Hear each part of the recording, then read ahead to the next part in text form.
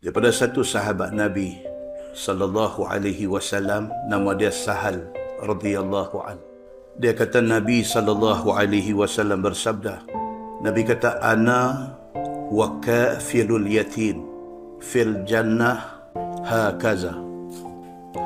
Nabi kata, aku dan orang yang menguruskan anak-anak yatim esok akan duduk di dalam syurga macam ni, Nabi kata. Wa asyara bis sababah wal wusta. Nabi mengisyaratkan dengan jari sababah, jari telunjuk dia, wal wusta, dengan jari tengah dia. Nabi kata, esok aku dengan mana-mana orang yang masih hidup atas dunia, dia urus anak yatim. Aku dengan penjaga anak yatim ni dalam syurga macam ni, Nabi kata. Nabi tunjuk dua jari dia, jari telunjuk dengan jari tengah, jari hantu. Wa farraja bainahuma syai'ah, dan Nabi tunjuk, Nabi renggangkan jari dia dua macam tu.